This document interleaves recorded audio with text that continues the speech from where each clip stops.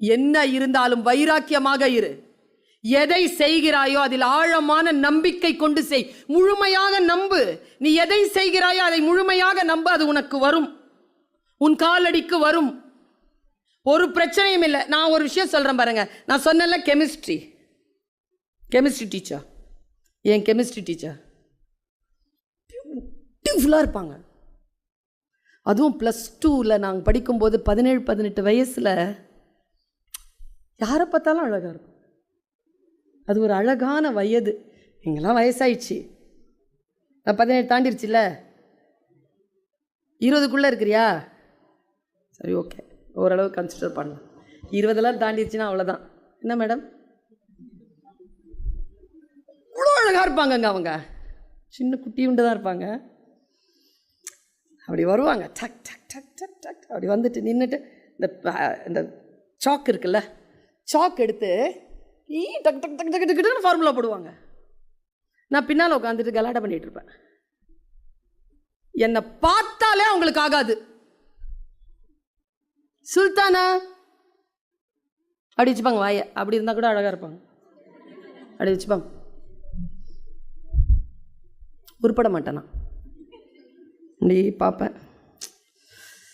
என்னான்னு சொல்கிறது இந்த டீச்சரை? உருப்பட மாட்டேன்றாங்க. பின்னால் உட்காந்து பேசிட்டே இருப்பேன். ஒரு நாள் சொன்னாங்க பார், எழுந்துரு. நான் எழுந்தா என் பக்கத்தில் உட்காந்துருக்கிறதுலாம் சிரிக்கும். சிரிச்சுதுங்க எல்லாம். பேசாதன்றாங்க. சோப்பாக இருப்பாங்களா, ரெட் ஆயிட்டாங்க. இங்கெல்லாம் அவ்வளோ அழகாயிட்டாங்க.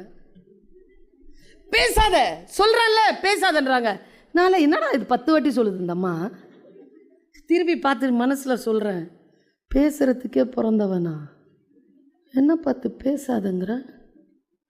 எங்கே பேசணுமா அங்கே பேசு, எங்கே பேசக்கூடாது அங்கே பேசாத, உக்காரு அப்படின்னாங்களா.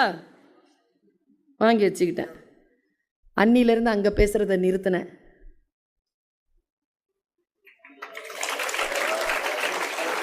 விஷயம் அப்படி தான் வரும்.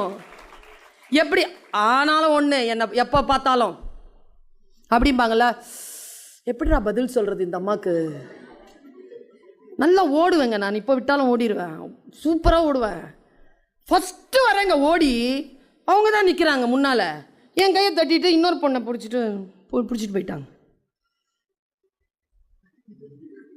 என்னன்னு சொல்கிறது? மீசா பெட்டக்காரினா அவ்வளோ கெட்ட வார்த்தை தெரியும். சொன்னதில்லை மேடம், பொழைக்க தெரியும் எனக்கு.